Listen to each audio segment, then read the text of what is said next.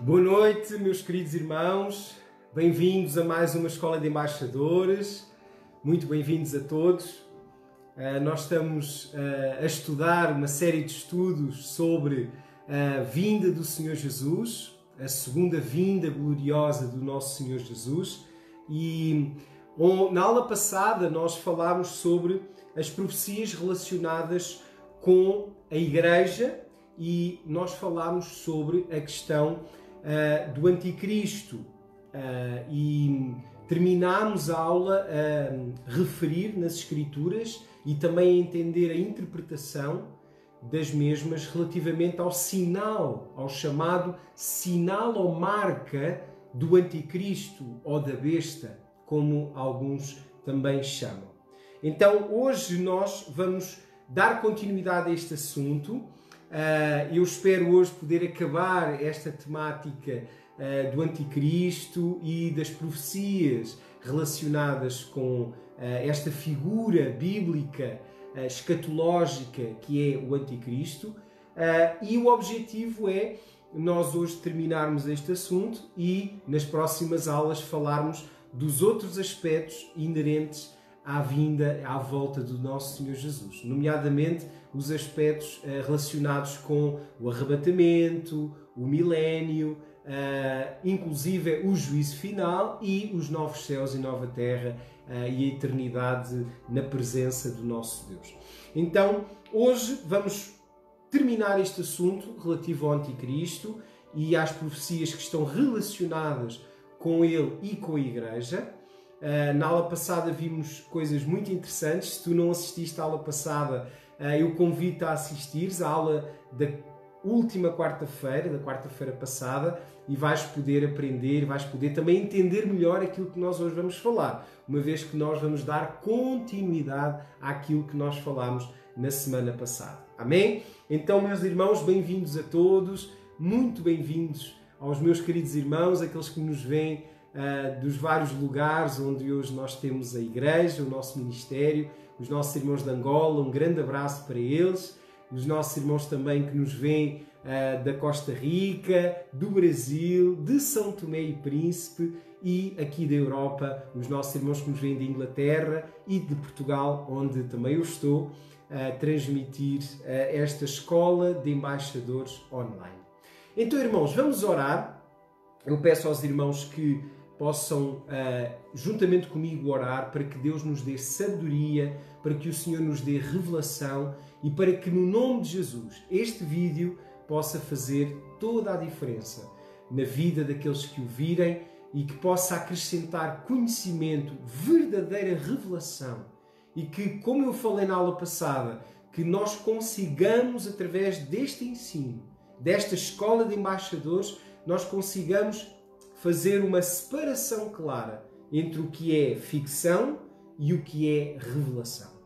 E hoje, infelizmente, relativamente à segunda vinda do Senhor Jesus, à promessa da sua gloriosa vinda, existe muita ficção que está associada e que muitas vezes essa ficção ela é prejudicial porque ela, digamos, contamina a nossa fé e muitas vezes muda aquela que é e deverá ser a nossa verdadeira expectativa, que deverá ser a volta do Senhor Jesus. O Espírito e a noiva dizem: vem, ora vem, Senhor Jesus. Amém? Então, a palavra de Deus em Apocalipse termina fazendo esse apelo à Igreja para declarar e clamar pela vinda do Senhor Jesus. Amém? Glória a Deus. Então, bem-vindos àqueles que se estão a juntar a nós.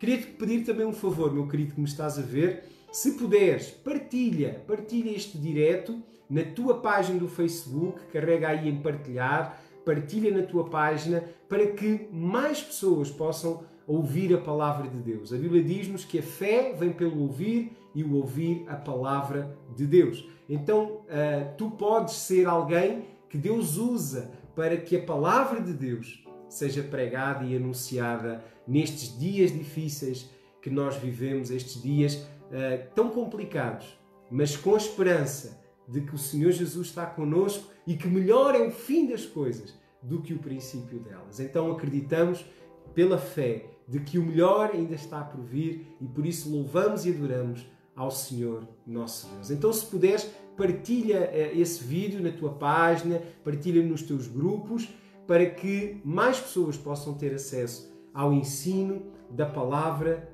de Deus. Amém? Irmãos, vamos orar. Eu queria vos convidar então a orar e a pedir ao Senhor a revelação da sua palavra. Oremos, irmãos. Paizinho, é no nome de Jesus, Pai, que eu quero entrar na tua presença. Pai, com ações de graças, por esta escola de embaixadores, por este tempo que nós separamos, toda a quarta-feira às 21 horas aqui de Portugal, nós separamos este tempo para aprender a tua palavra, para estudar a tua palavra e principalmente neste tema que estamos a falar nestes últimos dias, Senhor, sobre a volta de Jesus, sobre a segunda vinda de Jesus sobre esta terra para reinar, para estabelecer o reino e a plenitude do reino dos céus nesta terra. Senhor, eu oro para que tu nos dês sabedoria, que tu nos dês, Senhor, capacidade. Senhor, que em nome de Jesus não seja eu, mas que sejas tu através de mim, Senhor, a ministrar a tua palavra, ó Deus, a esclarecer as nossas dúvidas e a retirar dos nossos corações toda a ficção, Senhor, todo o engano, toda a fábula, Senhor, para que nós possamos verdadeiramente ter a nossa fé, ó Deus, alicerçada na revelação da tua palavra, Senhor, e não, Senhor, no engano, no erro, Senhor, que infelizmente Satanás tem, Senhor, semeado na doutrina da tua igreja, Senhor. Dá-nos revelação e eu peço que todos aqueles que me estão a ver agora em direto e aqueles que vão ver o vídeo mais tarde, eu oro, Senhor, abençoa a vida deles. Senhor, que a tua presença possa encher as suas vidas e que eles possam, Senhor, receber confirmação pelo teu Espírito de tudo aquilo que nós hoje vamos estudar, aprender na tua santa palavra. Pai, nós oramos e nós te agradecemos em nome de Jesus. Amém, Senhor. E amém. Amém, meus queridos. Então, bem-vindos a todos, aqueles que entretanto entraram. Vamos então, irmãos, iniciar a nossa escola de hoje, como eu já disse, que vai ser então a continuação da aula passada, e estamos a estudar esta temática de quem é o Anticristo segundo a palavra de Deus, quem é o Anticristo, quem é a besta ou as bestas e quem são os falsos profetas segundo a palavra de Deus que haveriam de vir e haveriam de estabelecer a tal apostasia dentro da própria igreja. Amém, irmãos? Então, na aula passada, nós falámos e lemos o capítulo 13 de Gênesis. Então, no capítulo 13, nós entendemos que existem duas bestas, que a palavra de Deus fala, que acaba por ser o citar de João na ilha de Patmos, das profecias que Daniel escreveu e recebeu como revelação em Daniel no capítulo 9 e Daniel no capítulo 7. Então, João, ele aqui recebe diretamente do Senhor Jesus a revelação dessas profecias e a aplicação delas à nossa, digamos, à igreja, àquilo que realmente é a palavra de Deus e as promessas que estão relacionadas com a igreja do nosso Senhor Jesus. Então nós percebemos isso e vimos que em Apocalipse 13 a palavra de Deus fala de duas bestas, uma que vem sobre o mar e uma que vem da terra, e nós entendemos que a primeira besta é a tal besta que Daniel também citou, que é o Império Romano. E não se esqueçam que a palavra de Deus, quando fala em bestas ou animais simbólicos, não são animais que existem, são animais simbólicos que representam os tais impérios que haveriam de existir sobre a Terra. O Império Babilónio, Medo-Persa, Grego, Romano e, por fim, o tal último império que seria o Império do Anticristo. Ok? Então, a primeira besta que fala aqui em Apocalipse 13 é o Império Romano e nós percebemos que a segunda besta, que é também manifesta na pessoa do falso profeta ou do Anticristo, nós percebemos que a segunda besta é nada mais, nada menos do que o ressurgimento espiritual da primeira besta. E nós percebemos isso claramente pela leitura do capítulo e com a ajuda de Daniel, com a ajuda daquilo que Paulo escreveu em 2 aos Tessalonicenses. E nós fechamos o capítulo 13 a falar da marca ou do selo do Anticristo. E nós percebemos, através da lei da hermenêutica, a lei da primeira menção, entendemos que aquilo que João revela não é propriamente uma profecia, mas é sim algo que já tinha acontecido, algo que inclusive ainda estava a ter repercussões na vida da Igreja, e que ele diz que esse Anticristo, essa marca da besta, ela seria como que um sinal, um selo na vida das pessoas. E nós entendemos em Deuteronômio 6 que Deus, ele também estabeleceu um sinal na mão e na testa, o sinal que é a lei de Deus. E principalmente a lei de Deus que diz que só Deus é Senhor e só Deus é digno de louvor e de adoração. Que há um só Deus e que é esse Deus que nós devemos adorar e glorificar. O que é que nós entendemos? Que a marca do Anticristo, esse selo, não é uma coisa física, como alguns pensam, mas é uma coisa espiritual à imagem da própria Bíblia, pois a Bíblia interpreta a própria Bíblia. Então, para nós entendermos o que é que João quis dizer com o sinal na mão e na testa, nós temos que entender quando é que isso foi escrito a primeira vez. E foi escrito em Deuteronômio pelo próprio Deus, que disse a Moisés, para que a lei de Deus, a lei que Deus deu a Israel, o grande chamado Shema Israel, que diz que só Deus é o único Deus, o Senhor, ele é um só, é aquele que é digno de ser adorado, que esse é a tal marca que deveria estar no povo de Deus. Então o que nós entendemos é que a besta ela iria mudar essa marca e iria estabelecer outra marca, à semelhança da primeira marca que Deus estabeleceu. Uma vez que o diabo, o Satanás, o dragão, segundo o que diz aqui em Apocalipse, ele não tem capacidade de criar nada. Ele é imitador de Deus e ele quer, por todas as formas, assumir o lugar de Deus nos nossos corações e nesta terra. Então, é normal entender que ele vai utilizar o mesmo tipo de sinal para marcar aqueles que seriam seus, aqueles que ele teria domínio e influência sobre as suas vidas. Então entendemos claramente que o sinal é algo espiritual, algo que iria contaminar a fé das pessoas, porque iria haver uma alteração dos mandamentos de Deus para outros mandamentos, ok?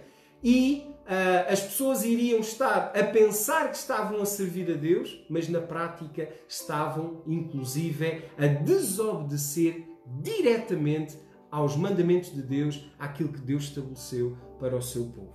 Amém? Então, irmãos, nós percebemos então que o Anticristo, ou o espírito do Anticristo, se manifestou de uma forma, digamos assim, muito forte no imperador Nero, César Nero, que esse imperador Nero, ele se assumiu Deus sobre a terra e exigiu ser adorado.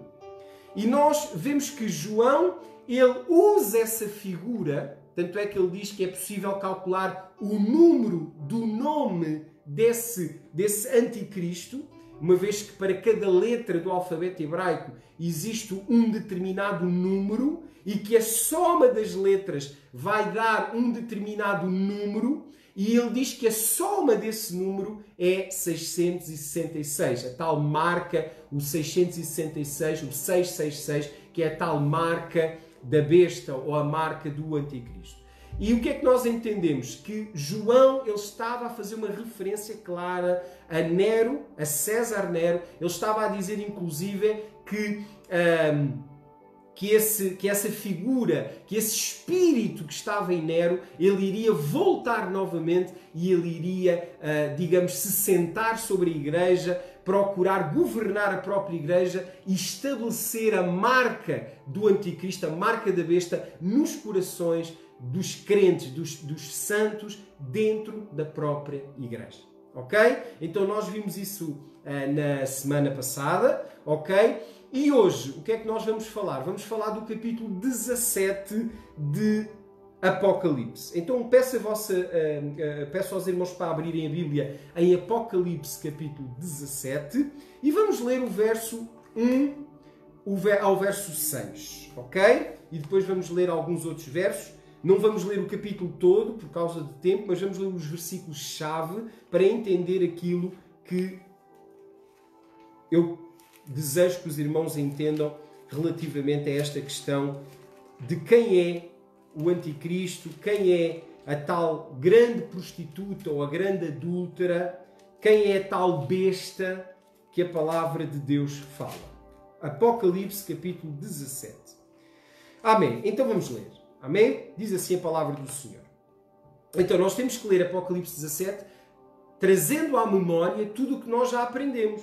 Tudo aquilo que já aprendemos em 2 aos Tessalonicenses, nas cartas de Paulo, em Daniel e em Apocalipse 13 e agora capítulo 17. Então vamos lá. Capítulo 17 diz assim, verso 1 ao 6. Diz assim: E veio um dos 7 anjos que tinham as 7 taças e me disse: Vem, mostrar-te-ei a condenação da grande prostituta. Então aqui, Apocalipse 13 fala do anticristo, da besta, e Apocalipse 17 fala também do anticristo, da besta, mas fala da grande prostituta, ou o termo grego original seria a grande adúltera. É alguém que está casada com alguém, com um determinado homem, mas que tem relação com outro homem. Então aqui a palavra de Deus apresenta esta figura da grande adúltera ou da grande prostituta. Ok? E diz assim: Vem mostrar-te-ei a condenação da grande prostituta que está assentada sobre as muitas águas. Ok? Nós já vimos que em Apocalipse esta expressão muitas águas não está a falar das águas dos oceanos, mas está a falar das nações, está a falar dos povos. Então é uma referência à humanidade. Verso 2: Com ela se prostituíram os reis da terra e os que habitam na terra e se embebedaram com o vinho da sua prostituição. Então o anjo me levou em espírito a um deserto e vi uma mulher montada numa besta escarlate. Então repare, a besta escarlate, de cor vermelha, que é uma alusão à besta que nós já falámos em Apocalipse 13 e que o próprio Daniel também menciona como o Império Romano, ok? Olha, vê bem agora o verso 3 a seguir, diz assim: Uma mulher que estava sentada, montada numa besta escarlate, que estava cheia de nomes de blasfémia, ok?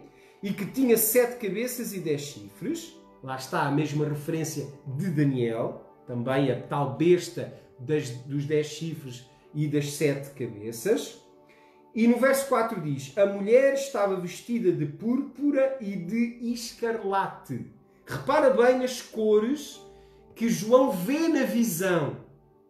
Púrpura e escarlate.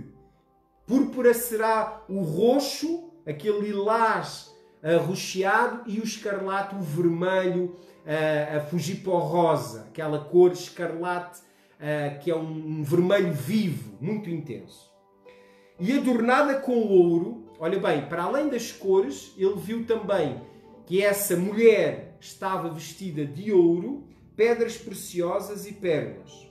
E tinha na mão um cálice de ouro cheio das abominações. Repara, um cálice, outro símbolo que essa mulher tinha, para além da roupa, era o cálice de ouro, cheio do quê? De abominações e da imundícia da sua prostituição. E na sua testa estava escrito mistério, a grande Babilónia, a mãe das prostituições e das abominações da terra. Verso 6.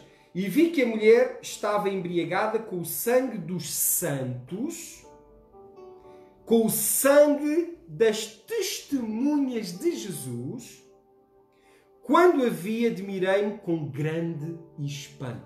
Verso 9 diz assim: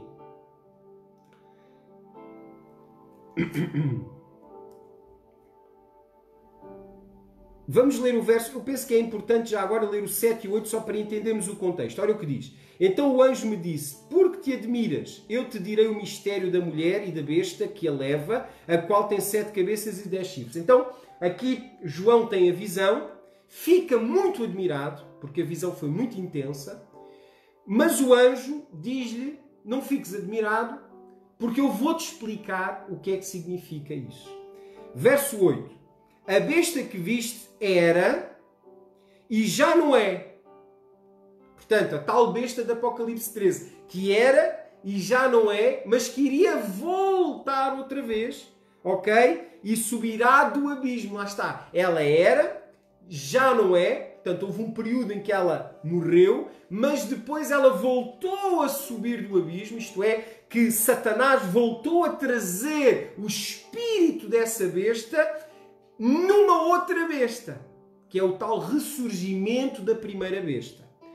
E irá à sua destruição os que habitam na terra, cujos nomes não estão escritos no livro da vida desde a fundação do mundo, e se admirarão vendo a besta que era e já não é, mas que virá. Lá está. Irmãos, temos que reparar aqui numa coisa.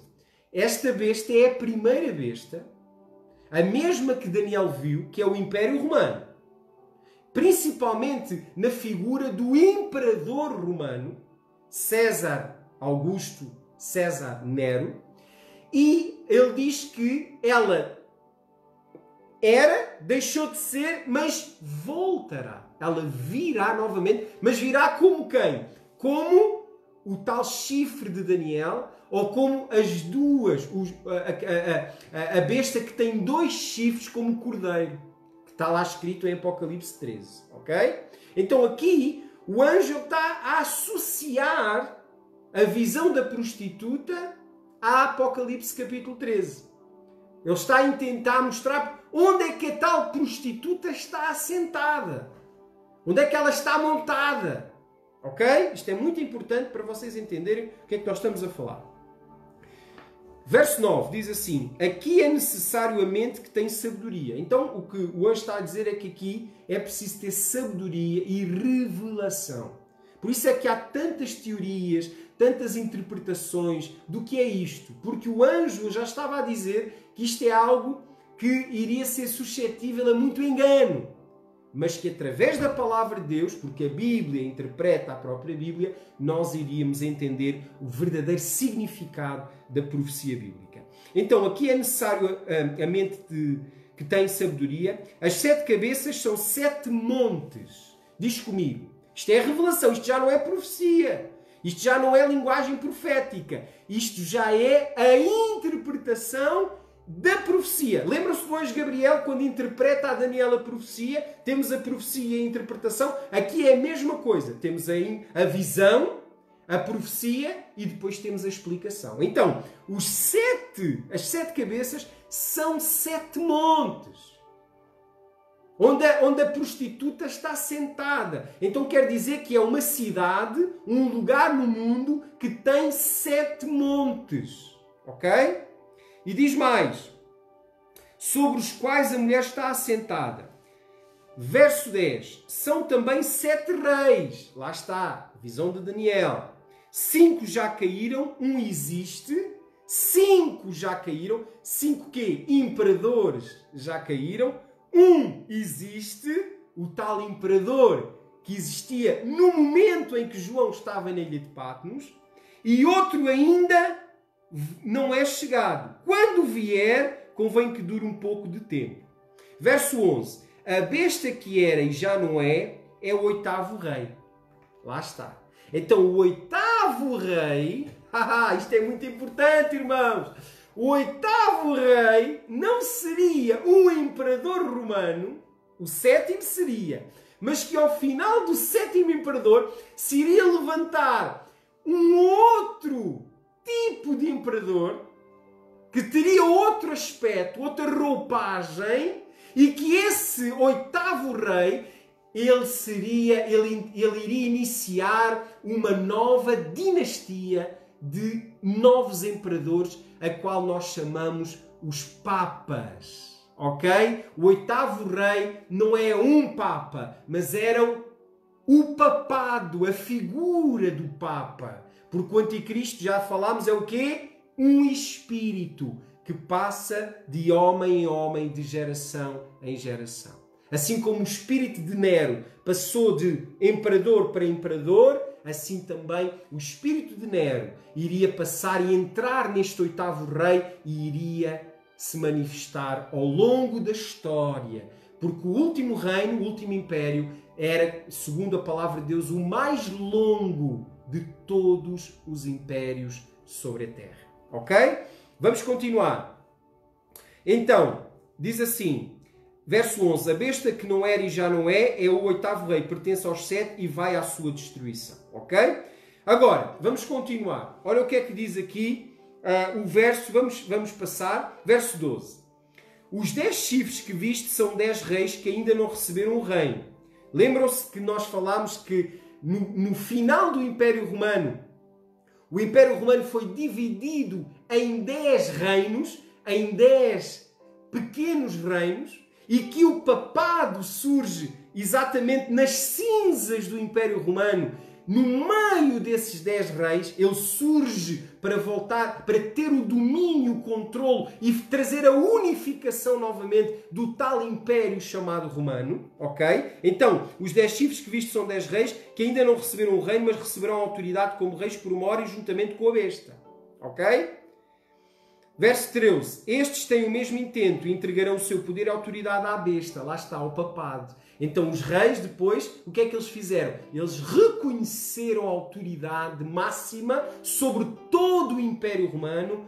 De quem? Dessa figura que é chamada o Papa, esse bispo de Roma, que acabaria por ter que seria o ressurgimento da figura do imperador, o qual iria reclamar para si, como vimos na aula passada, vários títulos que eram utilizados pelo próprio imperador. Ok? Então vamos continuar. 14, verso 14. Guerrearão contra o Cordeiro e o Cordeiro os vencerá, porque é Senhor dos senhores e Rei dos reis, e vencerão também os que estão com ele, chamados eleitos e fiéis. Então quer dizer que este império iria perseguir a verdadeira igreja, que iria destruir a verdadeira igreja, mas que a verdadeira igreja, como diz Daniel lá no final, lembram-se de Daniel, no final do capítulo 7 diz o quê? Que os santos do Altíssimo seriam perseguidos, destruídos, mas que no final iriam reinar, iriam subjugar, iriam estabelecer o reino de Cristo em toda a terra. Então aqui mais uma vez o anjo revela a João o mesmo cumprimento, a mesma revelação dada a Daniel. Por isso é que eu digo, temos que ler o Apocalipse com a ajuda de Daniel, porque eles são os dois livros proféticos, escatologicamente falando, da palavra de Deus. Agora vamos ver o verso 15, diz assim, então o anjo me disse, as águas que viste, onde se assenta a prostituta, são os povos, multidões, nações e línguas. Lá está, lembram-se daquilo que eu disse há pouco, que os mares não são não é água. Os mares são o quê? São nações, povos, tribos, línguas. Na prática são o quê? São a humanidade. Ok? Olha o que é que ele diz aqui. Então o anjo disse, as águas que viste, as águas onde subia a besta, são onde se assenta a prostituta, são povos, nações, multidões e línguas. Ok? Agora, vamos ver o verso 18.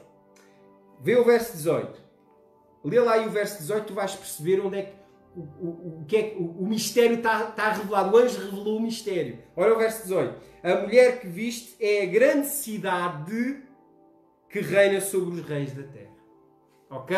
Então, qual é a cidade? Irmãos, vamos lá que vocês vão conseguir. Qual é a cidade que está, digamos, na cidade? É uma cidade que está dentro de outra cidade que tem 7 montes, que era a capital do Império Romano e que é uma cidade, mas ao mesmo tempo é uma mulher. Isto é, ao mesmo tempo é uma igreja. Porque a mulher na Bíblia tem um significado de igreja, ok? A igreja, a noiva. Só que esta noiva, esta mulher, ela é adúltera.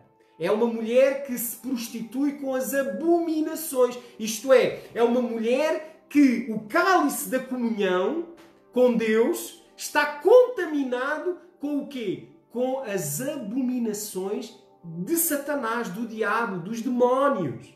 Ok? Então, irmãos, o que é que nós entendemos aqui? Quem é a grande prostituta do Apocalipse?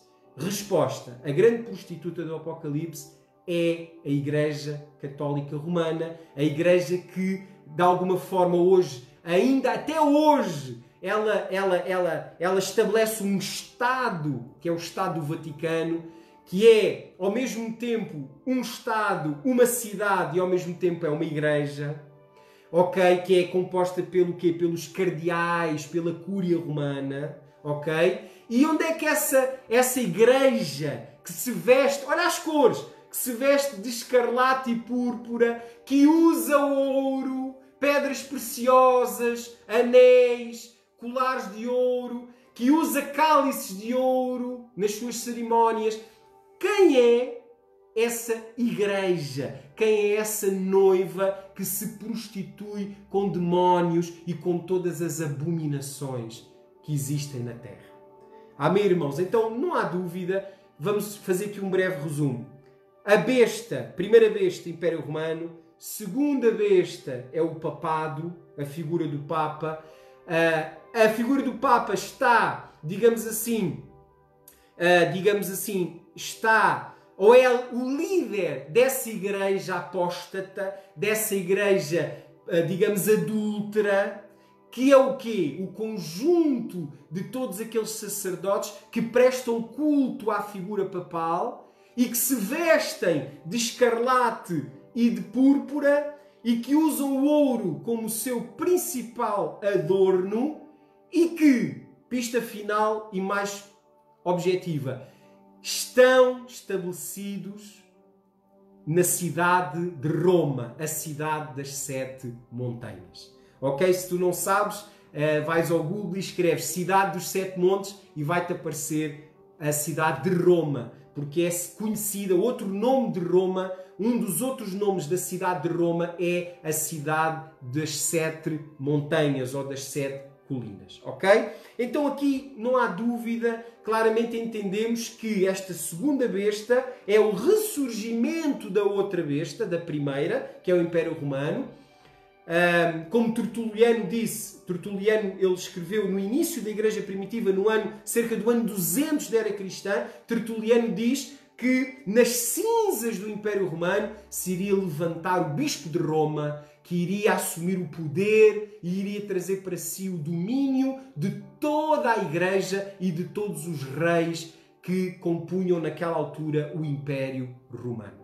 Então, irmãos, a palavra de Deus casa perfeitamente com esta descrição histórica que já aconteceu e que aqui a palavra de Deus nos traz a revelação daquilo que João viu e daquilo que João entendeu através da ajuda e da revelação que Deus deu através deste anjo. Ok? Então temos aqui claramente esta alusão. Então, muito rapidamente, a mulher, ela é adúltera, é uma igreja apóstata, chamada católica romana, católica porque ela está assentada sobre as nações, por isso é que veio o termo católico. Não sei se tu sabes, católico significa universal.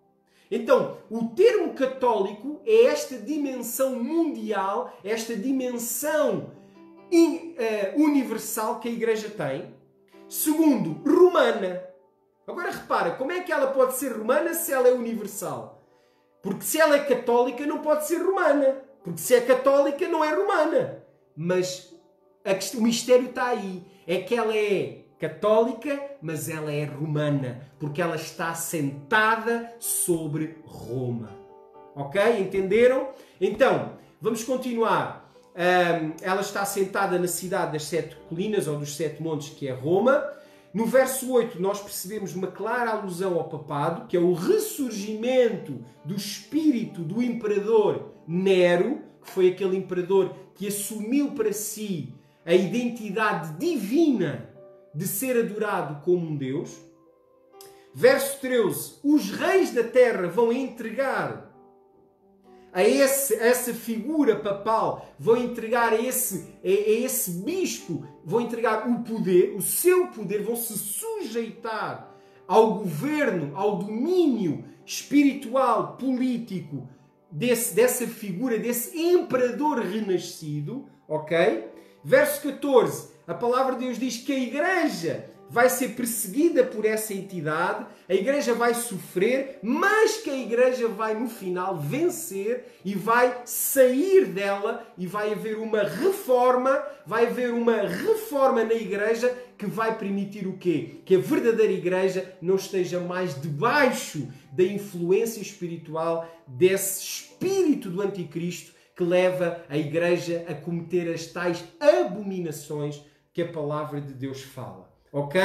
E no verso 16 diz que a Igreja Católica será gradualmente destruída, profanada pelo papado e pela cúria romana. E repara os escândalos que têm havido nos últimos anos, os escândalos que têm envolvido o papado e a cúria romana. Os escândalos de pedofilia, lavagem de dinheiro, escândalos de todas as ordens. E o que é que isso tem promovido? Tem promovido o quê? O descrédito na própria prostituta, isto é, na própria instituição chamada Igreja Romana. Ok? Então, irmãos, claramente entendemos isso, que Apocalipse 17 é muito claro e dá inclusive pistas geográficas sobre o lugar onde essa igreja, essa mulher, se iria assentar, onde é que ela estaria, digamos assim, sediada. Ok? Muito bem. Então, vamos continuar.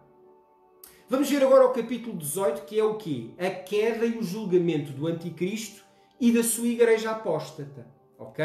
Então vamos ver. Apocalipse 18, 2 e 3. Diz assim, vou ler. Capítulo 18, verso 2. Diz assim. Ele clamou com poderosa voz, caiu a grande Babilónia e se tornou morada de demónios. Então aqui é uma referência a que essa Babilónia, essa igreja, ela iria ser então a habitação de demónios. Ok? E exatamente que essa igreja iria fomentar o que Paulo viu lá em Tessalonicenses, que seria a tal apostasia. Ok? Vamos lá continuar. E guarida de todo o espírito imundo, e esconderijo de toda a ave imunda e detestável. Ok? Então aqui vemos claramente que a Igreja Católica Romana é a tal prostituta que seria a habitação de demónios. Ok? Por causa disso é que nós hoje temos as tais heresias, as tais abominações na Igreja Romana, ao ponto de no ano 1500, Martinho Lutero, um padre católico romano, ele se revolta contra as heresias do papado, da cúria romana, do Vaticano, e ele sai dessa igreja apóstata e ele inicia um movimento que é chamado, ou foi chamado, o movimento da Reforma Protestante. Ok? Essa Reforma Protestante foi uma parte da igreja que se insurgiu contra as heresias, contra essas, digamos, apostasias que estavam a ser colocadas dentro da doutrina da Palavra de Deus. Ok? Tal como a Palavra de Deus diz que aconteceu.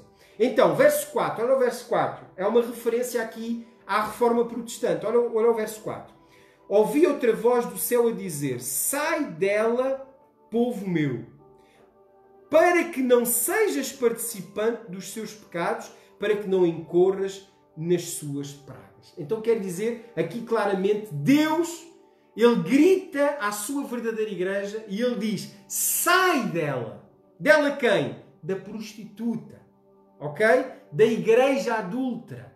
Sai dela, povo meu, para não participares do quê? Das tais abominações. Ok? Então, por isso é que houve essa tal cisão em que saiu uma parte da igreja que quis permanecer fiel ao Evangelho, fiel à palavra de Deus, fiel aos mandamentos de Deus e não quis se prostituir com a apostasia fundamentada e, digamos, implementada pelo papado, pela Cúria Romana, dentro da igreja chamada cristã, dentro da cristandade. Ok? Então, aqui há um apelo de Deus. Sai dela, povo meu. Então quer dizer que quem é o verdadeiro povo de Deus não vai compactuar com estas abominações e, inclusive, iria reconhecer, pelo Espírito Santo, iria reconhecer quem é o anticristo, quem é a tal prostituta, quem é a tal besta, que seria o último império antes da vinda de Jesus e o império mais longo sobre a terra. Ok? Verso 16. Vamos ler o verso 16. Olha o que é que diz. Verso 16. Os irmãos depois, se quiserem, podem ler todo o capítulo, que fala da queda desta prostituta, desta adúltera. Vamos ler aqui o verso 16. Diz assim: Ai, ai da grande cidade que estava vestida de linho fino, de púrpura e de escarlate, e adornada com ouro, pedras preciosas e pérolas. Numa só hora foram assoladas tantas riquezas. Então repara aqui, a queda está a falar do quê? Mais um sinal da tal prostituta, mas é um sinal da sua queda, do poder, a sua riqueza, a sua glória, a sua influência no mundo iria cada vez mais diminuir, cada vez mais perder força, ao ponto de não ter já aquela influência que tinha no passado, quando era o tal ressurgimento do espírito do imperador romano, o espírito do anticristo. Verso 23, vamos ler o 23. A luz de candeia não mais brilhará em ti, a voz de noivo e de noiva não mais em ti se ouvirá. Então, mais uma alusão à igreja. Igreja que faz casamentos, a igreja que consagra matrimónios, a igreja que é um candeeiro, que é o quê? Uma luz. E não sei se tu sabes, mas nós já vamos falar nisso mais à frente. Uma das referências à igreja é candeeiro, luz, não é? O Apocalipse diz que o João, ele olhou e viu que Jesus estava no meio do quê? Dos 7 candeeiros, que eram o quê? As 7 igrejas daquela região, as 7 igrejas da Ásia. Agora, aqui há uma referência que esta prostituta, ela também é uma igreja, ok? Vamos continuar. Verso 24, diz assim, verso 24. E nela se achou o sangue dos profetas, dos santos e de todos os que foram mortos na terra. Tanto como o Império Romano, a Igreja foi perseguida e morta, através das ordens do Nero e dos outros imperadores que vieram depois de Nero, assim também no reino do Vaticano, no reino da besta que sobe da terra, nós sabemos que a igreja verdadeira, ela foi perseguida, ela foi morta e ela foi destruída. Ok? Então, claramente, nós percebemos os sinais, não existem dúvidas sobre estes sinais. Ok? Então, concluindo esta temática, nós percebemos o quê? Lá em Daniel, que Daniel ele faz uma previsão do anticristo, na forma do tal chifre que crescia na cabeça da última besta, o Império Romano. Ok? Que, de alguma forma, diz Daniel, que esse chifre iria aparecer no meio dos 10 chifres, que aqui em Apocalipse o anjo diz que são 10 reis. Ok? O chifre pequeno e único, ou é único, pois nele há olhos como olhos de homem e uma boca que fala grandes coisas. Daniel 7, 8. Olha, vê bem, o que Daniel viu era claramente um homem, uma figura humana. Que seria o quê? O que Paulo fala, o homem do pecado, o filho da perdição. Esse pequeno chifre, ele representava não só um rei, mas um reino diferente de todos os outros. Por isso é que a Bíblia diz que Daniel e João ficaram maravilhados com o aspecto desse último império. Porque ele iria conjugar o poder espiritual, fogo do céu, lembram-se? Descer fogo do céu fala do poder espiritual e do poder político, militar, que o imperador romano tinha. O tal poder político de governo sobre as nações. Ok? Então, nós percebemos isso claramente, percebemos que essa figura, ela iria falar grandes coisas contra o Altíssimo, portanto, que ele iria blasfemar de Deus, iria levar as pessoas, em nome de Deus, a pecar contra Deus, e ele próprio, um dos sinais que está lá em Daniel 7:25, se tu quiseres podes ler Daniel 7:25, diz lá que ele iria mudar os tempos e a lei de Deus. Está lá muito claro que essa figura papal, ela iria mudar a própria lei de Deus, o que nós chamamos os 10 mandamentos, e iria mudar o próprio calendário. Iria sofrer alterações e as festas que Deus estabeleceu na Bíblia, as festas que Deus estabeleceu, a festa dos tabernáculos, a festa, digamos assim, da própria Páscoa, mas com as características judaicas, a festa do Pentecostes, as festas judaicas, elas iriam ser substituídas por outras festas pagãs, festas que iriam ser como que uma transformação cristã de festas pagãs que já existiam no Império Romano. Não sei se vocês sabem, mas o próprio dia 25 de dezembro não é, isso é claro, não é o dia do nascimento de Jesus. Nós sabemos que Jesus não nasceu no dia 25 de dezembro, mas o dia 25 de dezembro, que era o culto ao Sol, era uma festa, uma das principais festas do Império Romano, o chamado a festa do solstício de inverno, que era uma festa em que o Sol era adorado e venerado no Império Romano. O imperador, e na figura papal, ele substitui e transforma o dia de culto ao Sol no dia de culto a Jesus, ao nascimento de Jesus. Então há uma cristianização da festa pagã por um símbolo cristão. Então, por isso é que Daniel diz que ele iria mudar os tempos e iria mudar as leis. Então, aqui nós percebemos que o anticristo iria também desprezar os santos mandamentos de Deus e que iria inventar os seus próprios mandamentos, iria introduzi-los na lei de Deus, na palavra de Deus. Inclusive, a própria Bíblia o próprio cânon bíblico iria ser introduzido livros, chamados livros apócrifos ou deuterocanónicos, iriam ser colocados dentro da Bíblia para trazer o quê? Fundamento às doutrinas apóstatas, pagãs, que essa igreja apóstata e essa figura papal iriam introduzir dentro da própria igreja cristã. Então, irmãos, isso percebemos claramente, não existe outra figura na história que encaixe na perfeição com a profecia bíblica. Por isso, irmãos, a palavra de Deus, ela é perfeita, inerrata, porque aquilo que ela diz é cumprido, é de uma forma perfeita, irmãos. Como a profecia bíblica, ela se cumpre ao longo da história. Ok? Então, o que Daniel viu obscuramente, Paulo viu claramente. E João recebe a revelação de Jesus e do anjo de uma forma muito clara sobre isto que nós estamos aqui a falar. Ok? Então, Paulo viu claramente. Eu queria trazer-vos mais uns textos para trazer ainda mais reforço àquilo que nós estamos a falar, não usando só o Apocalipse, mas usando também outras referências bíblicas. Vamos ler aqui 1 Timóteo capítulo 4. Abre a tua Bíblia, se faz favor.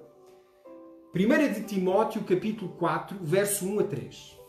Vamos ler aqui algo que o Espírito Santo revela a Paulo e que Paulo transmite a nós através da sua primeira carta escrita a Timóteo. Ok? Muito bem. Então vamos lá. 1 Timóteo 4, 1 a 3. Eu vou ler. Diz assim. Ora, o Espírito afirma expressamente que nos últimos tempos alguns apostatarão da fé. Olha o que Paulo está a dizer, hein?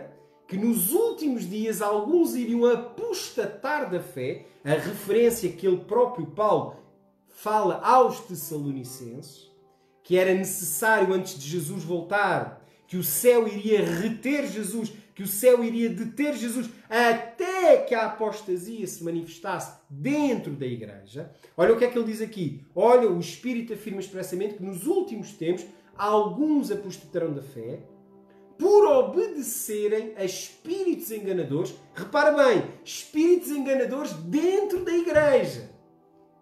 Espíritos enganadores e é ensino de demónios. Vê bem, irmãos. Paulo está a dizer que nos últimos dias, depois dele, que dentro da igreja iriam existir doutrinas de demónios, iriam existir o quê? Espíritos enganadores, que iriam o quê? Levar muitos a apostatar, a perder a verdadeira fé. A fé no quê? Na lei de Deus, na revelação de quem é o verdadeiro Deus.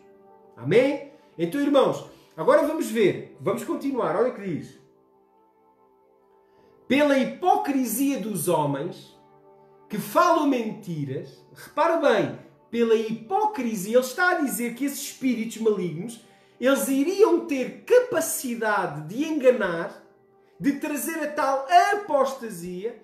Porquê? Por causa da hipocrisia dos homens, dos líderes da igreja, da hipocrisia dos homens que falam mentiras e têm cauterizada a própria consciência. O que é consciência no cristão? É a voz do Espírito Santo. Agora imagina, como é que esses líderes religiosos, como é que esses líderes da igreja vão permitir o ensino dos demónios? Vão permitir porque a sua consciência já está cauterizada, isto é, está calejada. O Espírito Santo já não consegue levar essas pessoas ao arrependimento e à restauração da sua fé e do seu relacionamento com Deus.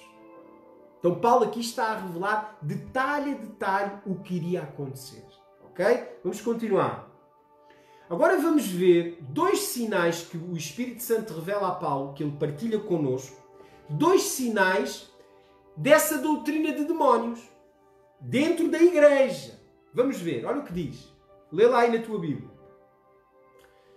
Que proíbem o casamento. Portanto, esses homens religiosos, eles vão proibir o casamento. Eles não podem casar. Eles têm que fazer o voto do celibato. Ok? Eles vão ensinar a igreja, mas eles próprios não vão casar. E mais, exigem a abstinência de alimentos que Deus criou para serem recebidos, com ações de graça pelos fiéis e por quantos conhecem plenamente a verdade. Outro sinal, a abstinência de alimentos. Determinados momentos em que essa igreja, esse líder papal, iria dizer que em determinados dias e festas não se pode comer carne, não se pode comer isto, não se pode comer aquilo, não se pode beber isto, tem que se beber aquilo. Irmãos, estás a entender o que eu estou a dizer? Irmãos, o Espírito Santo, ele já, aqui no ano, cerca do ano 60 da era cristã, o Espírito Santo já está a revelar a Paulo dois grandes sinais que iriam perpetuar ao longo dos séculos até os dias de hoje. Ok, irmãos? Entenderam? Então, tremenda a palavra de Deus. Como ela é clara. Como ela é clara. E como ela mostra mais estes dois sinais muito claros. Proibição do casamento para os sacerdotes e abstinência de alimentos para o povo em determinados momentos, em determinadas festas, como nós sabemos que na Quaresma o católico não pode comer carne. E para comer carne no templo, não hoje, mas mais lá atrás, tinha que pagar as tais indulgências, tinha que pagar uma taxa, um imposto à igreja para poder comer carne nesses dias chamados santos. Ok? Irmãos, é muita coisa. Se nós formos agarrar e ver, é muita coisa que mostra essa apostasia dentro da própria igreja. Irmãos, o que é que a palavra de Deus diz que é dever dos pastores, dos bispos e dos diáconos? O que é que diz lá na palavra de Deus? Diz lá que sejam maridos de uma só mulher. Está lá escrito, irmãos. Um dos mandamentos da igreja para os pastores, para os líderes, é o quê? Serem casados. É mandamento. Paulo diz que eles sejam o quê? Casados. Agora, o que é que nós vemos na igreja? Os líderes da igreja são o quê? Igreja romana. São casados? Não são casados. Entendem o que eu estou a dizer, irmão? Então, é muito importante nós percebermos os sinais. A Bíblia interpreta a própria Bíblia. Ok, irmãos? Glória a Deus. Então, aqui vemos revelado 2 dos 4 sinais, últimos sinais que eu queria vos dar. Ok? Que Deus nos deu para identificar a tal besta. A tal besta que é o ressurgimento da primeira besta. Ok? Quais são os 2 sinais? Proibir o casamento e o consumo de alguns alimentos. Está claro? Agora vamos ver outro sinal. Terceiro sinal está em Mateus 23, 9. Ok? Vamos abrir. Mateus 23, 9. Jesus, ele está a falar para a sua igreja, está a falar para os discípulos, e ele está a dizer aqui algo, ele está a revelar algo pelo Espírito Santo, algo que eles na altura não entenderam, mas que hoje nós entendemos muito bem. Ok? Vamos ver. Mateus 23, 9. Diz assim: a ninguém sobre a terra chameis vosso Pai, porque só um é o vosso Pai, aquele que está nos céus.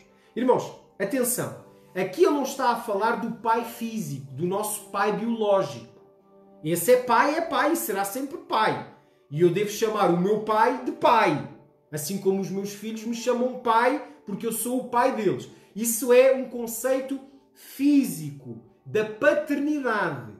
Agora, espiritualmente falando, a paternidade é só e unicamente de Deus. Por isso Jesus está a dizer, não chames ninguém, a ninguém chamais pai. Neste conceito que é de espiritualidade. O meu pai espiritual, o meu pai, aquele que tem, digamos assim, o domínio, o governo sobre a minha vida espiritual. Então Jesus aqui ele está a revelar outro sinal da besta. E o sinal qual seria? Que os líderes dessa igreja apóstata, dessa igreja adúltera, dessa igreja que se vestiria de escarlate e de púrpura, adornada com ouro, que estaria assentada na cidade das 7 colinas, dos 7 montes, e que seria o ressurgimento do Império Romano, que essa, entre aspas, cúria, que essa igreja, ela iria o quê? Assumir para si o título de pai. Ok, irmãos? Que é o termo quê? Como é que se chama um sacerdote católico? Chama-se como? Pastor? Chama-se pastor? Chama-se o quê? Reverendo? Não, irmãos. Qual é o título que eles reclamam? O título de quê? De padre. O que é padre? Padre é pai. Em espanhol, em latim, padre é pai. E o que é que significa papa? É o quê? O grande pai. Então Jesus está a dizer a ninguém chameis por pai. E hoje existem cristãos no mundo que estão a chamar os seus líderes de pai, desobedecendo àquilo que Deus disse, àquilo que Jesus ordenou. Estão a entender o que eu estou a dizer, irmão? Isto são apenas sinais para nós entendermos a gravidade da situação, ok? Olha lá. A seguir, vamos ver outro sinal. Atos 4.11. Abre lá a tua Bíblia. Atos 4.11. Ok? O que é que diz? Fala-nos do quê? Atos 4:11. Vamos abrir. O que é que diz? Lê lá na tua Bíblia. Atos, capítulo 4, verso 11. Olha o que diz, eu vou ler. Aleluia. Atos 4:11. Diz assim: Ele quem? Jesus. Ele é o quê? A pedra que foi rejeitada por vós, os edificadores, a qual foi posta por cabeça de esquina.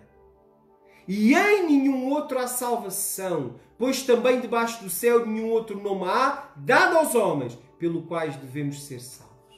O nome de quem? O nome de Jesus. Então quem é a pedra? A pedra quem é, irmãos? A pedra é Jesus. Agora, o que é que o Papa diz? O Papa diz que ele é o quê? Ele diz que ele é a pedra da igreja. Ele diz que ele é o quê? O descendente de Pedro. E que Pedro foi o primeiro Papa. Porque Jesus constituiu Pedro como a pedra da igreja. A pedra angular da igreja. Irmãos, que erro tão grave. Irmãos, a pedra não é Pedro. A pedra não é o Papa. A pedra é Jesus. Só Ele é a pedra. Agora, quando Jesus disse sobre esta pedra edificarei a minha igreja, Ele não estava a falar de Pedro. Ele estava a falar da revelação de que Ele, Jesus, é o Cristo, o Filho do Deus vivo. Então a pedra é Jesus, não é Pedro. E muito menos o Papa. Mas o que é que o Papa diz ao longo dos séculos, desde o ano, cerca do ano 500 até o ano de 2020, o que é que o Papa vem a dizer até hoje? Que ele é a pedra. Só que a pedra, irmãos, é Jesus. Não há outra pedra, não há outro nome dado aos homens através do qual possamos ser salvos. Amém, irmãos? Então, a palavra de Deus diz que, mais uma vez, Apocalipse 17:14, eles, esse sistema apóstata, essa igreja adúltera, essa besta ressurgida, ela iria quê? Apocalipse 17:14, eles pelejarão contra o Cordeiro. E o Cordeiro os vencerá, pois é Senhor dos senhores e Rei dos reis, e vencerão também os chamados, eleitos e fiéis, que se acham com Ele. Amém, irmãos? Então, meus queridos, está muito claro quem é a besta, o anticristo, a marca da besta, a prostituta do Apocalipse.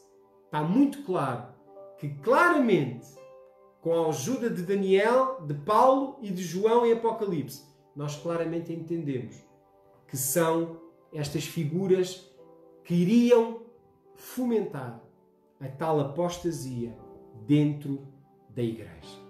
Amém? Por isso o Senhor disse o quê? Sai dela, povo meu. E eu quero fazer um apelo aqui nesta escola de embaixadores. Irmãos, eu não estou aqui para criticar nenhuma igreja, nenhuma confissão religiosa. O nosso desejo, e nós como embaixada cristã, nós respeitamos todas as confissões religiosas, embora nós somos muito fundamentalistas em que Jesus, Ele é o único caminho, a verdade e a vida. Ok? Mas eu quero dizer o seguinte, eu não estou aqui para atacar uma determinada igreja. Eu estou aqui simplesmente para dizer que as profecias relacionadas com a igreja, que tinham que acontecer antes da volta de Jesus, que elas já aconteceram, e elas já aconteceram e foram cumpridas por essa figura que é hoje chamada Igreja Apostólica Romana. Igreja Católica Apostólica Romana, através dessa figura do Vaticano, dessa figura papal, que é o ressurgimento da figura do imperador romano, ok? E que os sinais, até a forma de vestir, até as cores usadas, está revelado na Bíblia. E se tu fores ver, é muito engraçado, se tu fores ver lá no Vaticano, quando os cardeais se juntam, a cor que eles usam, qual é a cor? Qual é a cor dos cardeais? Escarlate e púrpura. Irmãos, será que é coincidência? Oh, meus queridos, qual eram as cores do sacerdote no tempo de Jesus e antes de Jesus? As cores dos sacerdotes eram o quê? Lembram-se? Era branco e azul. Carmesim. Eram as cores do sacerdote. Era o ouro, sim, eles também usavam o ouro, mas eles usavam qual eram as cores? Era branco e azul. Quais são as cores da Igreja Apóstata? É o quê? Preto, mais escarlate e púrpura. Estão a entender, irmãos? Então, é muito claro. E principalmente, uma cidade que ao mesmo tempo é uma igreja. Irmãos, não existe outra no mundo.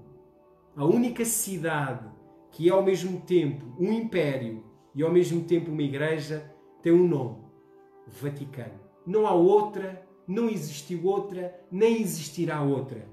É só uma. E é aquela que a palavra de Deus claramente associa.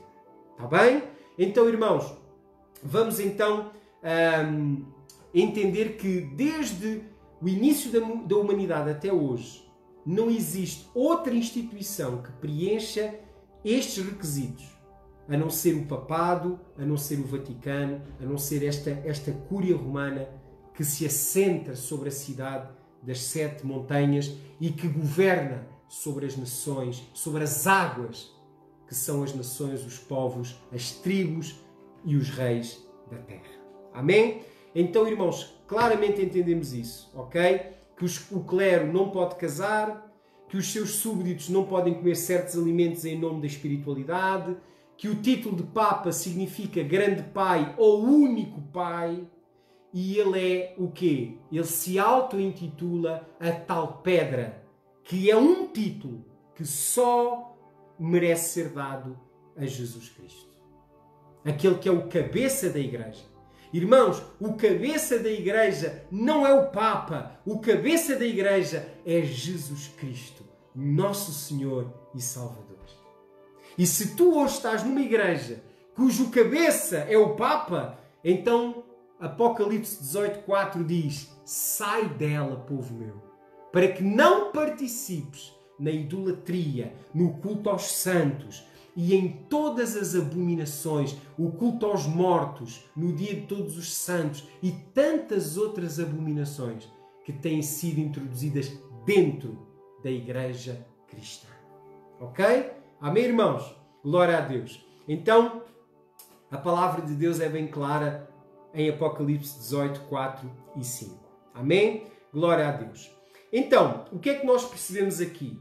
Percebemos que tanto as profecias, agora peço a vossa atenção porque estamos aqui a concluir, tanto as profecias relacionadas e relativas a Israel, que já estudámos nas aulas anteriores, como as profecias que nós estudámos uma a uma, relacionadas com a Igreja, também já se cumpriram.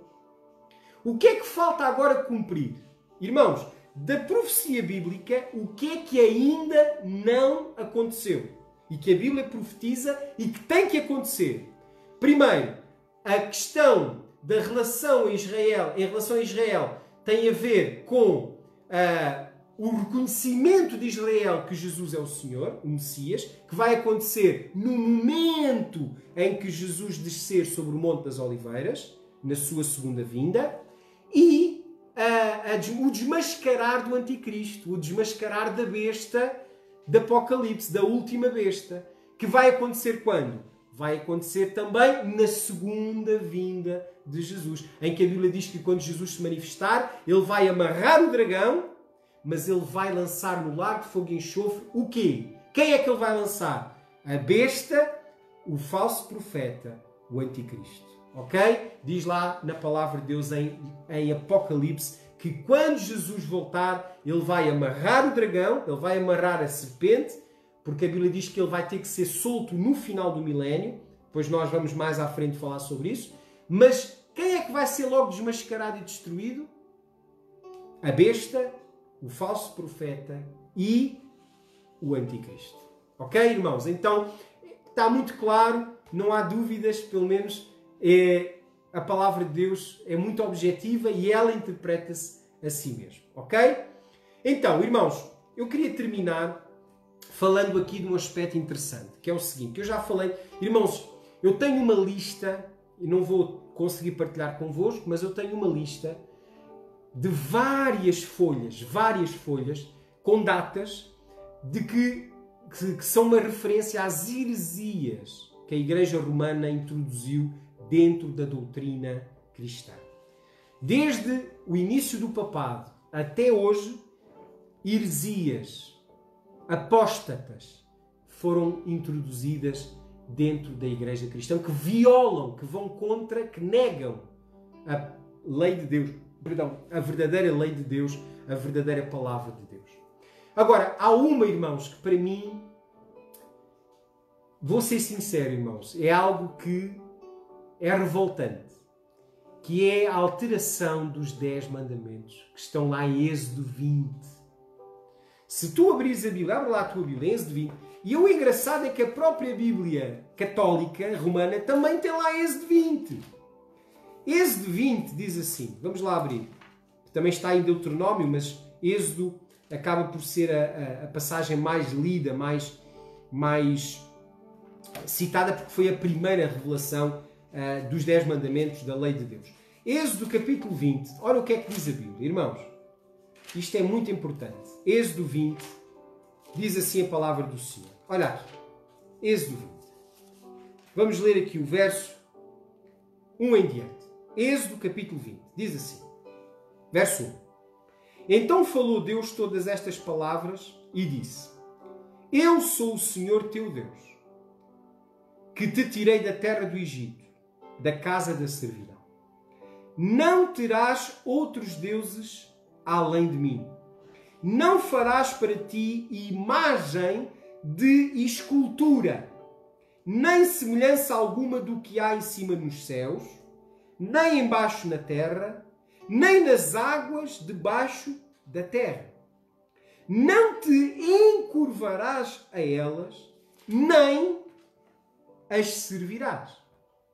Pois eu, o Senhor teu Deus, sou o Deus zeloso, que visito a maldade dos pais nos filhos, até à 3ª e 4ª geração daqueles que me odeiam ou me aborrecem. Mas faço misericórdia até 1000 gerações daqueles que me amam. Então ele vai continuando e ele depois diz o seguinte, verso 7. Não tomarás o nome do Senhor teu Deus em vão, pois o Senhor não terá por inocente o que tomar o seu nome em vão. Lembra-te do dia de sábado para o santificares. 6 dias trabalharás e farás toda a tua obra. Mas o 7º dia é o sábado do Senhor teu Deus. Não farás nenhum trabalho, nem tu, nem o teu filho, nem a tua filha, nem o teu escravo, nem a tua escrava, nem o teu animal, nem o teu estrangeiro que está dentro das tuas portas. Pois em 6 dias fez o Senhor o céu e a terra, e o mar e tudo o que neles há, mas ao 7º dia descansou. Por isso abençoou o Senhor o dia de sábado e o santificou. Honra a teu pai e a tua mãe, para que se prolongem os teus dias na terra que o Senhor teu Deus te dá. Não matarás, não adulterarás, não furtarás, não dirás falso testemunho contra o teu próximo, não cobiçarás a casa do teu próximo, não cobiçarás a mulher do teu próximo, nem o seu escravo, nem a sua escrava, nem o seu boi, nem o seu jumento, nem coisa alguma do teu próximo. Então, irmãos, aqui são o quê? Os chamados 10 mandamentos. Agora, irmãos, eu fui à Bíblia Católica e fui ao Google e escrevi 10 mandamentos Igreja Católica Romana, Católica Romana. E sabes o que é que me apareceu? Apareceu-me os 10 mandamentos da Igreja Católica que são ensinados na catequese às crianças e a todos os que são membros da Igreja Católica Apostólica Romana. Agora, eu vou ler, mas se tu quiseres podes confirmar na internet. Olha o que é que diz. Os 10 mandamentos segundo a Igreja Católica. Eu sou o Senhor teu Deus. Amarás a Deus sobre todas as coisas. não invocar, verso 1, primeiro mandamento, amar a Deus sobre todas as coisas. Segundo mandamento, não invocar o santo nome de Deus em vão. Repara, o segundo é o, salvo erro, o quarto aqui dos 10 mandamentos de Deus.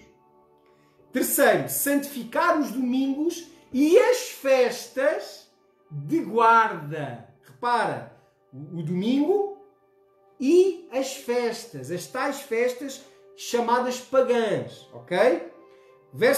Quarto mandamento, honra o pai e a mãe. Quinto, não matar. Sexto, não cometer adultério. Sétimo, não roubar. 8, não levantar falsos testemunhos. 9, guardar a castidade nos pensamentos e nos desejos. 10, não cobiçar as coisas dos outros. Irmãos, onde é que está aqui? Não farás imagem de escultura, não terás outros deuses além de mim, não adorarás outros deuses, não adorarás outras imagens. Onde é que está, irmão? Não está. Sabes porquê? Porque foi removido, foi retirado. Por isso Daniel diz lá, ele mudará as leis e os tempos de Deus. Irmãos, está aqui, como dizemos em Portugal, escarrapachado. Não há dúvida sobre esta situação. Amém? Então, irmãos, eu quero terminar a Escola de Embaixadores de hoje. Terminámos este assunto. Vimos claramente quem é o Anticristo. Já vimos quem é a grande prostituta do Apocalipse. Já vimos quem é a tal besta que será lançada no lago de fogo e enxofre na vinda gloriosa do Senhor Jesus. Já vimos então quem é, segundo a Bíblia, sem ficção, mas com revelação, já entendemos. E por isso a palavra de Deus diz em Apocalipse 18:4, sai dela, porque ela é uma quê? Uma igreja. Sai dela, povo meu, para não participares nos seus pecados e nas suas abominações. Amém, irmãos? Glória a Deus. Então, vamos terminar. Irmãos, eu ainda tenho 5 minutos. Eu se calhar ia aproveitar estes 5 minutos para esclarecer uma dúvida que algumas pessoas têm. O meu objetivo não era esclarecer isto neste estudo, porque não conseguimos falar de tudo. Mas como eu falei do sinal da besta e como eu expliquei o que é o sinal da besta, que não é chip, coisa nenhuma, não é nada físico, irmãos, porque seja o que for físico, nada de físico pode comprometer a tua espiritualidade e o teu relacionamento com Deus. Tem que ser o quê? Algo quê? Algo que vá contaminar a tua fé, a tua visão de Deus. Quem é Deus para ti? Isso é que vai fazer com que tu sejas lançado no lago de fogo e enxofre, que é a segunda morte. Entendeste? Então, não tem nada a ver com isso, com coisas físicas. É algo tal como Deus deu a Israel, é um símbolo. Não é um símbolo na mão e na testa, mas é uma lei, é uma fé, é uma convicção, é um Shema Israel, que significa Ele, o nosso Deus, é o único Senhor. E a sua lei entregue para a nossa orientação e nossa santificação. Mas existe uma outra dúvida, que é quem são as duas testemunhas do Apocalipse? Alguns irmãos já me perguntaram isto e dizem, pastor, então mas se a grande tribulação já foi, então quem são essas duas testemunhas que vão sofrer, que vão se vestir de saco, mas que vão profetizar durante uma série de anos? Quem são essas grandes testemunhas? Perdão. Quem são essas duas testemunhas? Então, irmãos, muito rapidamente vamos ler aqui em Apocalipse, capítulo 11, para perceber o que é que a Bíblia diz sobre as duas testemunhas. Apocalipse 11, 3, 4 e 7. Diz assim: E concederei às minhas duas testemunhas, diz o Senhor, que vestidas de saco, profetizem por 1260 dias. Ok? Praticamente durante a duração do tal império do Anticristo. Estas são as duas oliveiras. Olha as pistas para nós percebermos quem são as duas testemunhas. Estas duas testemunhas são duas oliveiras. Diz comigo, oliveiras. Segundo, ou melhor, primeiro elas são testemunhas. Isto é importante. São duas testemunhas. Segundo, oliveiras. Os dois candeeiros. Diz comigo, candeeiros que estão diante do Senhor. Ok? Verso 7. E quando acabarem o seu testemunho, a besta, que nós já sabemos quem é, a besta que sobe do abismo, lhes fará guerra, as vencerá e as matará. Então, quem são as duas testemunhas de Apocalipse 11? Grande mistério. Quem são as duas testemunhas? Irmãos, é só ver, a Bíblia interpreta a própria Bíblia. Vamos lá ver. Primeiro, qual é o primeiro sinal? Testemunha. O que é que elas são? Testemunhas. Atos capítulo 1, verso 2. Diz lá, verso 8, desculpem. Atos 1, 8. Mas recebereis poder ao descer sobre vós o Espírito Santo e ser-me-eis testemunhas. Jesus disse que a sua igreja iria ser chamada o quê? Testemunhas. Aqui em Atos, Jesus diz aos discípulos, vocês vão receber o Espírito Santo, vão se tornar igreja, a minha igreja, através do Espírito Santo, vocês vão ser a minha igreja e vão ser o quê? Testemunhas. Então, igreja, sinónimo de testemunha na linguagem de Jesus. Amém? Oliveira. Vamos ver o que é oliveira. Romanos 11. Olha o que diz. Romanos 11, 17. E se alguns dos ramos foram quebrados, está a falar dos judeus e da igreja, se alguns dos ramos foram quebrados, e nós estudámos esta passagem na aula de Israel, das profecias relacionadas com Israel, diz lá, e se alguns dos ramos que foram quebrados, e tu sendo zambujeiro, ou oliveira brava, um zambujeiro é uma oliveira brava, foste enxertado no lugar deles, e feito participante da raiz e da seiva da oliveira verdadeira. Quem é a oliveira verdadeira? O povo de Deus. E nós fomos o quê? Enxertados na oliveira. Que é o quê? O povo de Deus. A igreja de Deus. Ok? 24. Romanos 11, 24. Olha o que diz. Pois se tu foste cortado do natural zambujeiro, ou da oliveira brava, e contra a natureza, a tua natureza gentílica, pagã, foste enxertado na oliveira verdadeira, na oliveira legítima, quanto mais serão enxertados na sua própria oliveira os que são ramos naturais. Está a falar de quem? De Israel. Quem é Israel? O povo de Deus. Então, as duas testemunhas seriam uma referência a quem? A oliveira representa o quê? A igreja de Deus, o Israel de Deus. E testemunhas na boca de Jesus são o quê? A igreja. Mas vamos continuar, irmãos. Candeeiro, ele diz também que são os dois candeeiros. Apocalipse capítulo 1, verso 12, 13 e 20. Diz assim: E voltei-me para ver quem falava comigo, e ao voltar-me vi 7 candeeiros de ouro. Glória a Deus, irmão! 7 candeeiros de ouro. Quem são os candeeiros? No meio dos candeeiros, um semelhante ao Filho do Homem, Jesus, vestido de uma roupa talaz e cingido à altura do peito com um cinto de ouro. Verso 20. Eis o mistério das 7 estrelas que viste na minha destra e dos 7 candeeiros. O anjo vai revelar o que é candeeiro em Apocalipse. A Bíblia interpreta a Bíblia. Olha o que é candeeiro. As estrelas são os anjos das 7 igrejas e os 7 candeeiros são as 7 igrejas. Então, irmãos, a expressão testemunha, oliveira e candeeiro está a falar de igreja. Não está a falar de profeta, não está a falar de 2 indivíduos que vão aparecer na grande tribulação e que vão profetizar e que vão fazer isto e aquilo. Não. Aqui no contexto bíblico, as 2 testemunhas são 2 igrejas. Ok? Entendeste? 2 igrejas que iriam viver a grande tribulação, o período da grande tribulação, e que iriam inclusive prolongar a sua existência durante o ressurgimento da primeira besta na segunda besta. Ok? Agora, porquê 2?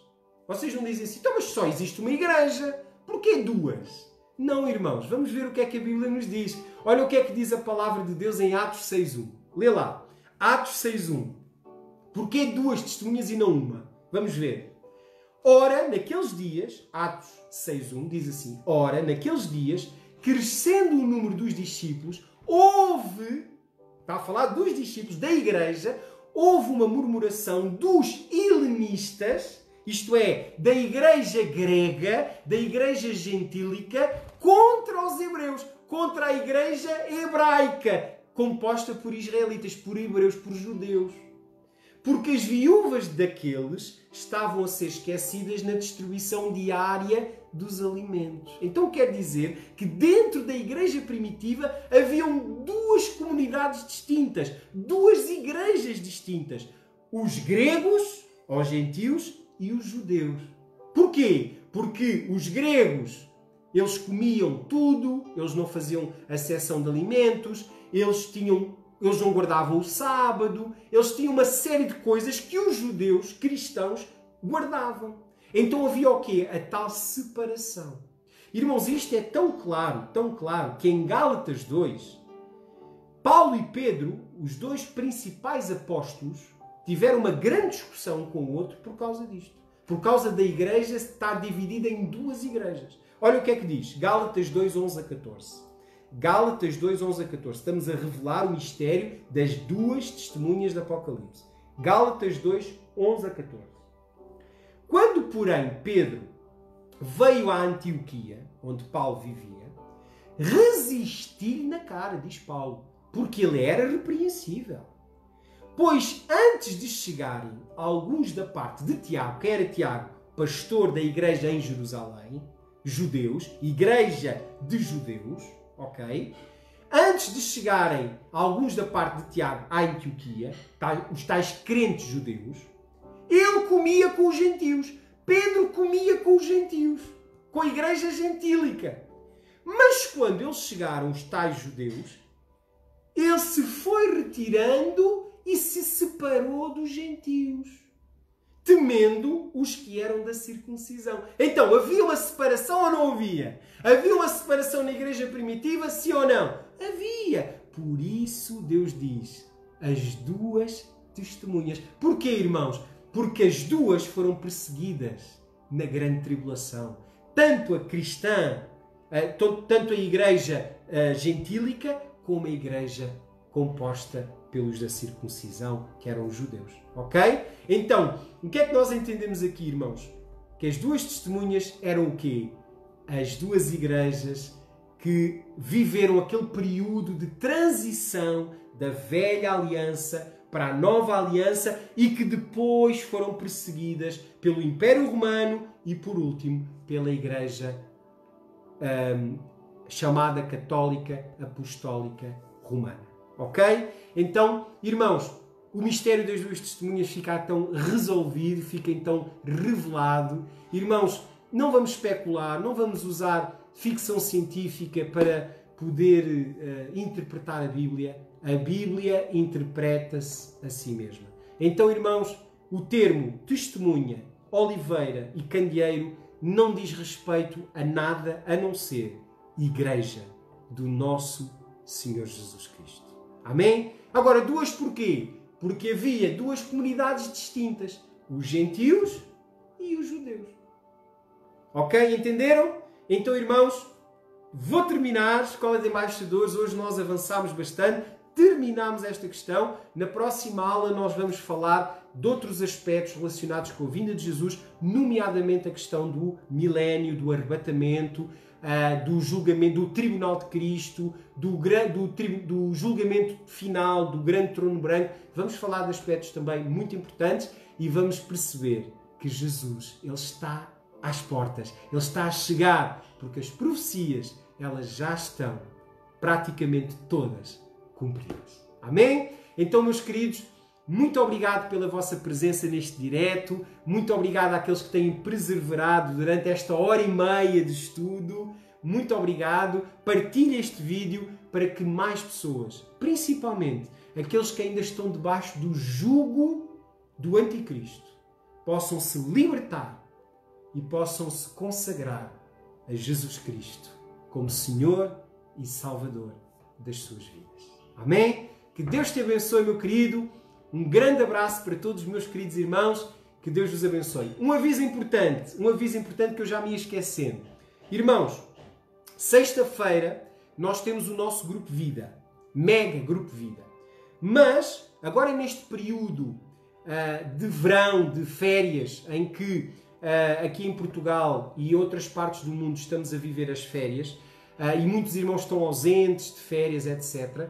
Então, eu decidi que nós vamos realizar o Mega Grupo Vida uma vez por mês. Em vez de fazermos toda a sexta-feira, vamos fazer uma vez por mês para realizarmos a ceia do Senhor, ok?